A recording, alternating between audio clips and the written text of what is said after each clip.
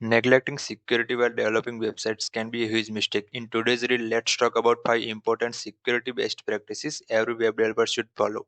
Tip number 1: always use HTTPS. HTTPS ensures that the data between your users and server is encrypted, keeping sensitive information secure. Second, always validate user inputs. Make sure to properly check any data users submit to prevent attacks like SQL injection or accesses. Third, escape your output. This will make sure that the malicious code doesn't get injected into your HTML or JavaScript. Tip number fourth: protect your API keys. Never hardcode them in your codebase. Always use environment variables to keep them secure. Fifth and final tip: always sanitize inputs. This filter out any unwanted characters that could exploit your system.